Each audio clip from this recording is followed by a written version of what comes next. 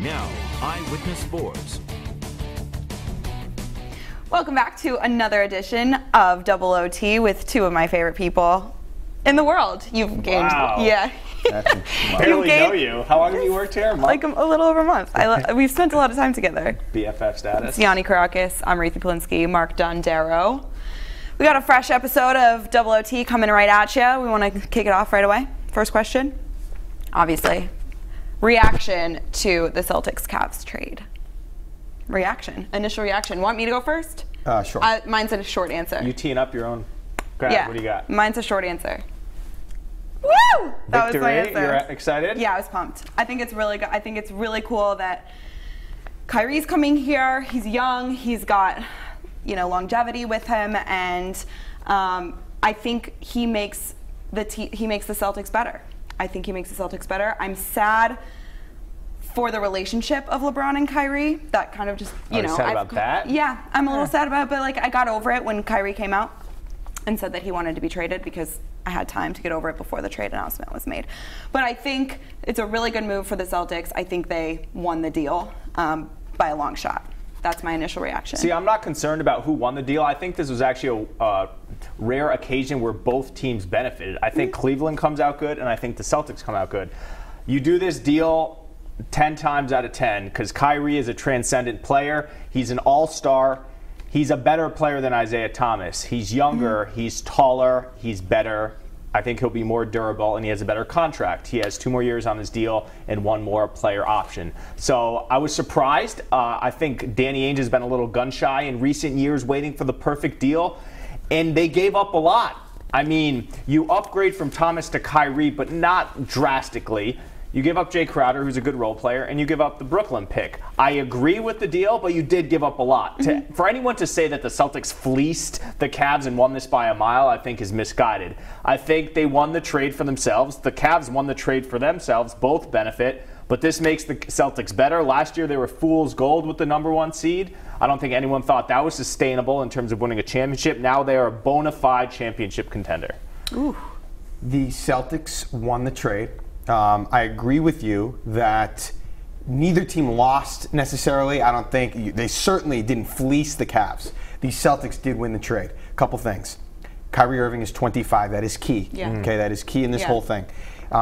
Had he been 29, that would have been a totally different situation, and I think that is why Danny Ainge did pull the trigger here. But for anyone out there that is saying that Kyrie Irving is not as good of a player as Isaiah Thomas, you are misguided. You are wrong. That is wrong. Kyrie is the best player in this trade, and that is huge when evaluating the trades. Here's what happened to Cleveland. Okay, they took a step back. Now, long term, 2018, that Brooklyn pick, that will be good for them. That will benefit them. But tomorrow and this year, they took a step back. Kyrie is a better player, as I just illustrated, and they couldn't win more than 1 game against the Warriors in the finals. So, you're not as good. Isaiah, not as good. He's not. Isaiah was begging to be on the Olympic team. They wouldn't let him on. Kyrie, they rolled out the red carpet. So if you're trying to convince yourself that the Cavs are better or won the trade, all you're doing... They're better positioned in the future with the #1 pick. Yes, in the future, but not next year. Because all we're doing right now is saying who's... And the next question we're going to ask illustrates this. Who's better, the Cavs or the Celtics now? Not who's better, the Cavs or the Warriors. Right. That question isn't even worth asking. About this trade. We don't know if the Brooklyn pick's going to be 1, 2, or 3. Right. No, There's going to be a don't. lot of bad teams. That pick could be 5 or 6. Right. So we didn't want to lose the Brooklyn picks, Celtic fans, but some point you got to cash in the chips. And let me just say this real quick about the Brooklyn pick. We hear all these things about the prospects. Marvin Bagley III. Michael Porter. Yeah, these top recruits and top prospects. Listen, I heard Josh Jackson was the next LeBron James. I heard Ben Simmons was the next LeBron James. Jackson isn't the next LeBron anything. The hype on these guys dwindles. That's what happens, and reality sets in. They tried it twice. I think we're going to get to it. They tried twice. He found a way to make a trade for a guy who's 25. So when the Warriors are a little older and maybe broken up to some degree, Kyrie will still, the hope is, still be able to contribute to a championship team. Let me ask you this. Were you surprised that Jason Tatum was not a part of the trade?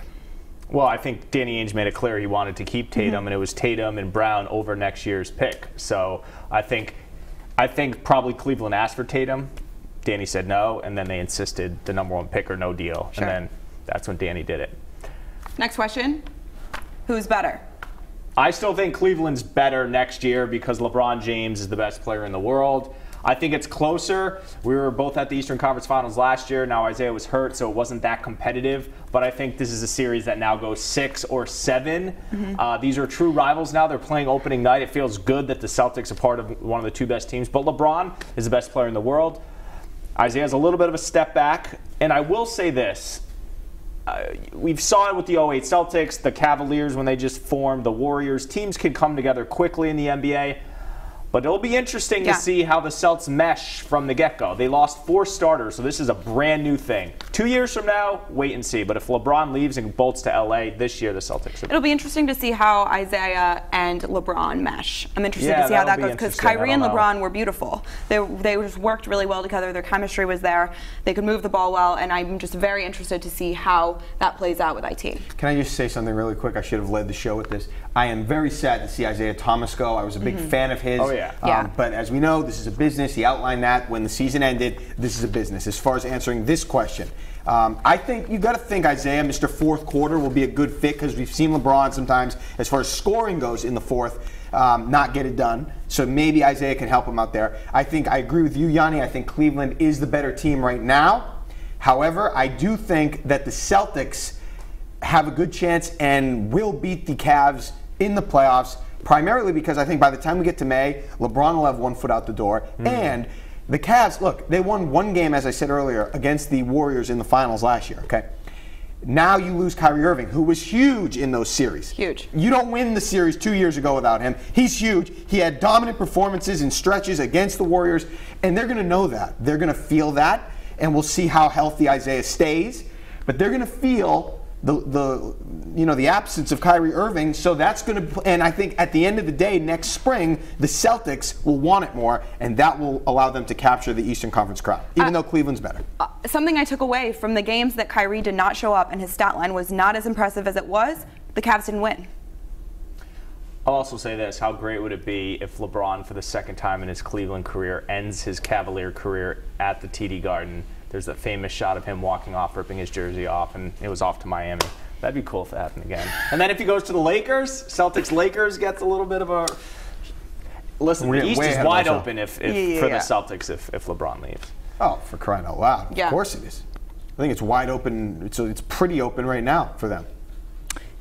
Yeah, I mean, I'm going to go against both of you. I think Celtics are better. I think LeBron is the best player in the world. I'm a huge LeBron fan. Huge LeBron fan, will be till the day I die, but I'm interested to see how he plays this season with 1 foot out the door. You think it's going to be April? I think it's going to be day 1. We don't know 100% that he's leaving. That's what everyone thinks. I think he's Did anyone project him coming back to Cleveland? Some people probably did. Probably. I certainly didn't. I would say he's leaving, and I just think the big thing is he's going to know that they ain't beating the Warriors. So what's the point? When the tough gets going, the going gets tough, or whatever the stupid saying is, if they're down 3-1, he's mailing it in. LeBron is about rings at this point especially. That's it. He already got one in Cleveland. Yeah, he did. But the Celtics are about they just want to be at the finals. Yeah. At this point, that I'm not team worried with all about these the Warriors stuff. Just get to the finals. Agreed. Yeah, because they're not beating the Warriors. No. Okay, next question. How do you grade Danny Ainge's moves? Oh, you're blocking Brad. We moved the chair over and I was trying to get just the Danny picture. You like that laugh? That was a good laugh. Brad Stevens looks like a child. Go ahead, Danny. You can't. I mean, let's date this back to the Paul Pierce, Kevin Garnett trade to Brooklyn to where we are today. Okay, what hasn't he done well? He didn't get a rebounder at the deadline last year. I mean, that trade, that's going to be in the history books for front office acquisitions or deals or whatever, because that was just an all-time trade. Okay, he didn't draft Giannis Antetokounmpo. Instead, he drafted Kelly Olynyk. I want to hear Yanni say that name again. Didn't get Kelly Olynyk? Nope. Giannis Antetokounmpo. Oh, what a failed Greek. He didn't get Kevin Durant. Are you going to hold that? I mean, he did everything he could. He ushered in Tom Brady. So 30 other GMs didn't do that. Right. So this guy has done the job. He got rid of, first he acquired the big three, the initial big three, kept Pierce on board, got Kevin Garnett, and then got Ray Allen, then traded them for this treasure chest of picks. And look what happened. They get 2 top 5 picks, a number 1 pick that they trade, and now a superstar at 25. He's trying to get another big 3. I think Danny would have preferred to have this happen sooner, trade more of those picks, and get more Kyrie Irving sooner. But it didn't work out that way. And I want a letter grade. A letter grade. I give him an A, a hard A. I give him an A too. You look back, it was just the 1 year of transition with Brad, and they've made the playoffs every year since. Getting Isaiah Thomas, a diamond in the rough. I mean, they gave up who in that trade with Phoenix? Obviously, you said the 2 top 3 picks in Tatum and Jaylen Brown. And I'll say this, what I appreciate about Danny Ainge is he believes in the process that dominoes fall. So 2 years ago, we didn't get Durant, but they got Horford. All right, well, maybe Horford kind of led to Hayward, which kind of led to Kyrie. Like, it all happened in a succession where when you look back, you're like, how did that all happen? Like, how do they have this team now with all these all-stars? And it's kind of step by step, and he believed in the process. I will say this, some people are saying that Jimmy Butler and Paul George would have been better acquisitions. I mean, those guys with IT would have been nice, but I think that Kyrie's the best player. Well, I'm sorry, what has Jimmy Butler done in the finals, in the playoffs, ever? Right. Yeah. 27, 2 years older than Kyrie Irving. And I don't know if Paul George has the... They've had some nice runs against the Cavs. I don't want to hear about Jimmy Butler. For Danny Ainge. What do you give Danny Ainge? You know, I'm new to the area, but I'm not going to give him an A because they haven't won an NBA title yet. That's true. No, they did win. They did win with KG and Allen and Pierce. But as of recent, they need to get to the Eastern Conference Finals. They need to beat the Cavs and then get to the weird thing now is like it's come to fruition. So it's like, what does Danny do now? Just hang out, or is he gonna? Is there gonna be another move? Keep making moves. I like that line of thinking. Thank you. Like, there's room to. There's more room. An A is the highest you can go. Do you guys remember that? From an asset A plus, I would have gone. From an asset standpoint.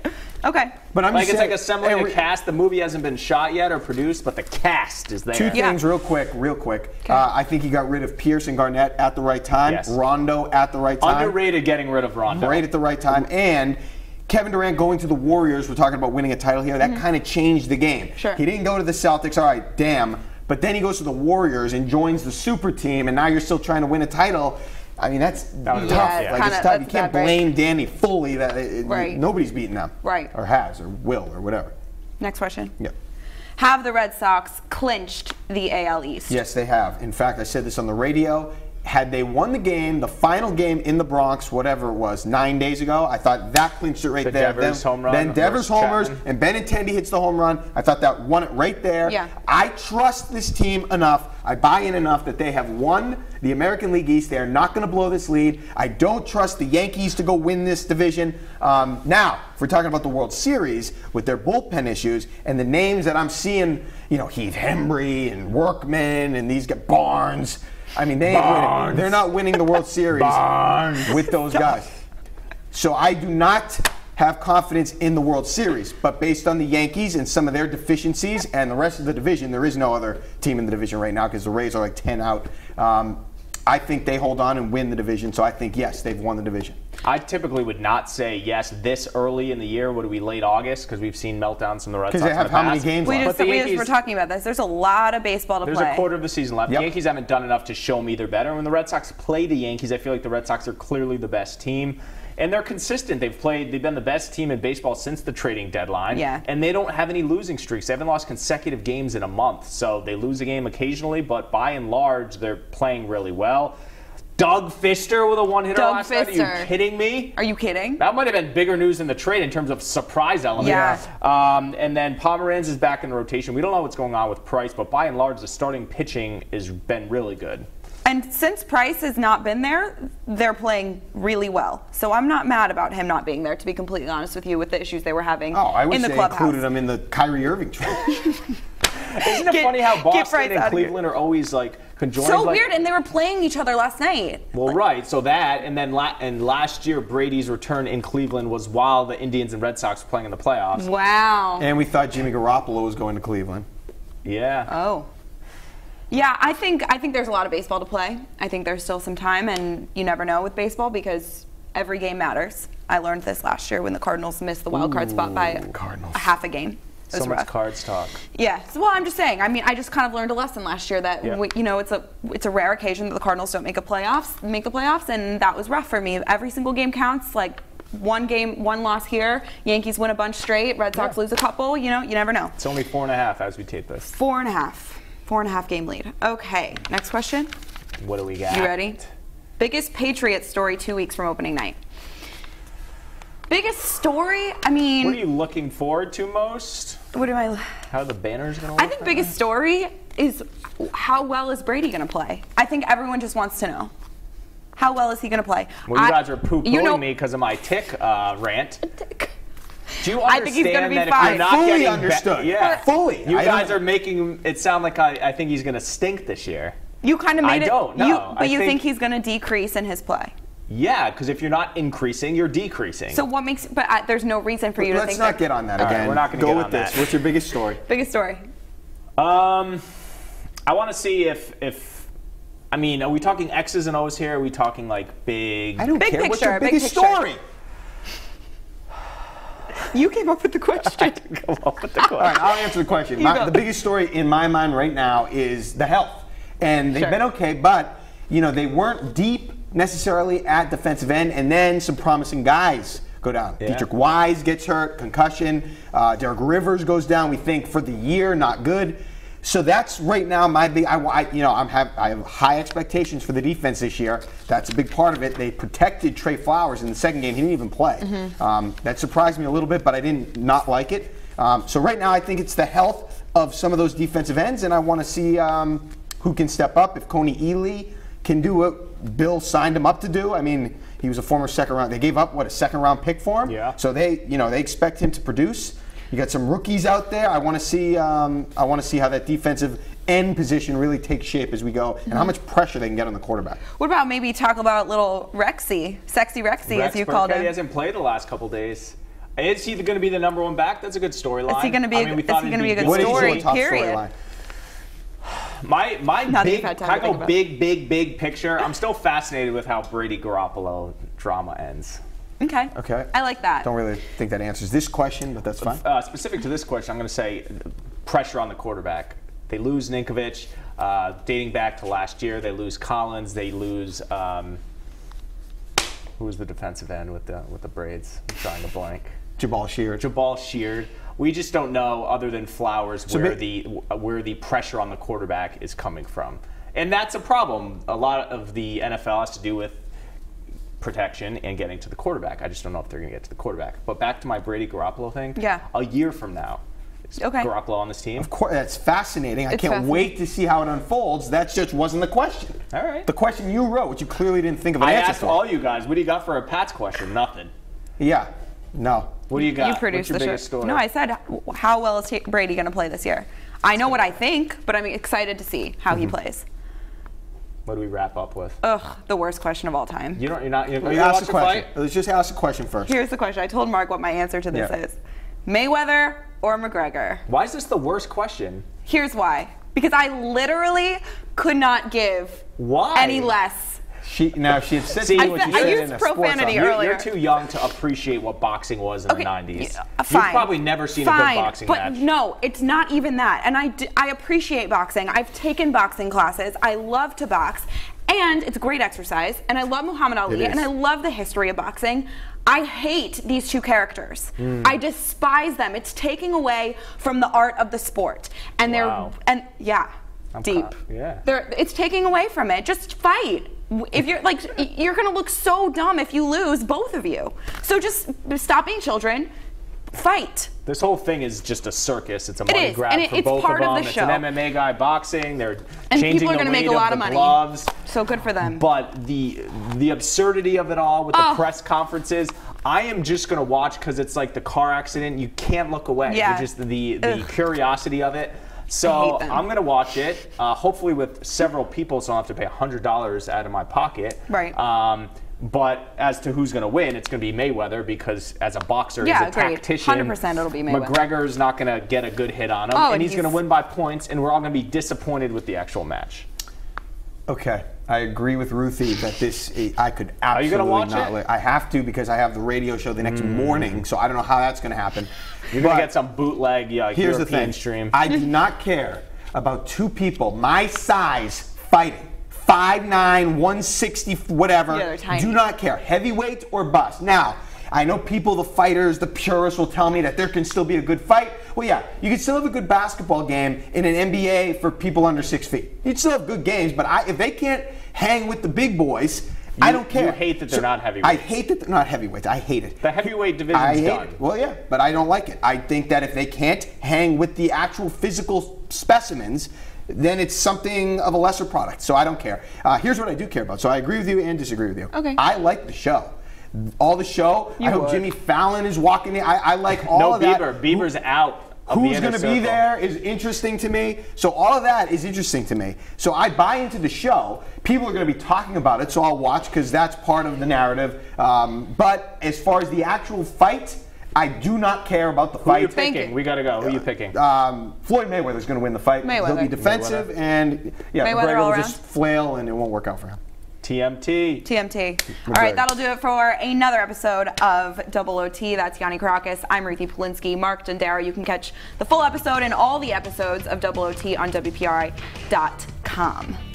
Thanks. Bye.